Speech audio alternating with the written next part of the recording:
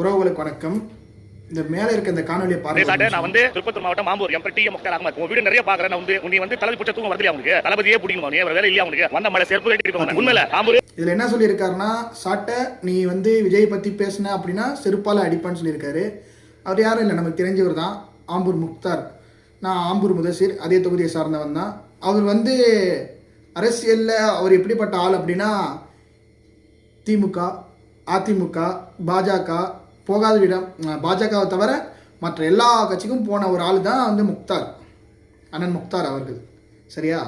இன்றைக்கி அவர் பேசுகிறாரு, சாட்டை நீங்கள் இந்த மாதிரி வந்து விஜயை பேசக்கூடாது அப்படின்ட்டு. ஏன் பேசக்கூடாது? அரசியலுக்கு வந்துட்டார்ல, பேசலாமே.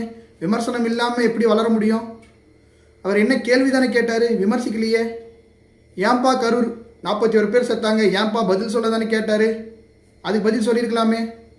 அதே போல் வந்து பார்த்தீங்கன்னா, சாட்டை வந்து சிபிஐ வந்து விசாரணை நடந்துட்டு இருக்கு, பிஜேபி நீங்கள் எதிர்த்து பேசலையே, பிஜேபிக்கு பயப்படுறீங்களான்னு கேள்வி தானே கேட்டார். இல்லை, நான் பயப்படலன்னு தாராளமாக சொல்லலாமே.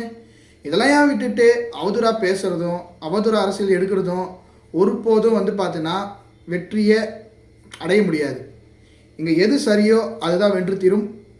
ஆகையால் அண்ணன் முக்தார் அவர்களுக்கு வாங்க, ஒரு நாள் நீங்களும் நாம் சந்திக்கலாம், விவாதம் வைத்துக்கொள்ளலாம், பேசலாம், அரசியல் பேசலாம். வாங்க, அவதூறு வேண்டாம். இங்கே யாரும் அவதூறு பரப்ப வேண்டிய அவசியமும் இல்லை, தேவையும் இல்லை. எல்லாருமே வந்து எதையோ ஒரு மாற்றம் தான் வந்திருக்கோம். உங்களுடைய மாற்றம் என்னென்று எங்களுக்கு தெரியல.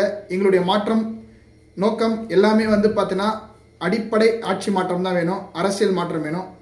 இதுக்காக நாங்கள் கடைசி வரைக்கும் அனைவரையுமே விமர்சிப்போம். இது விமர்சனமாக எடுத்துக்கிட்டா நீங்கள் விமர்சனமாக எடுத்துக்கோங்க, இல்லை இது கேள்விகளாக எடுத்துக்கிட்டா கேள்விகளாக எடுத்துட்டுங்க. ஆனால் நாங்கள் ஒருபோதும் இதை விட்டு நகர்ந்து கொள்ளவோ மாட்டோம். அண்ணன் சாட்டை துரைமுருகன் தொடர்ந்து காணொலிகளில் போட்டிக் கொண்டுதான் இருப்பார். இதற்கெல்லாம் அஞ்சும் ஆள் அண்ணன் சாட்டை இல்லை கூறிக்கொண்டு நன்றி.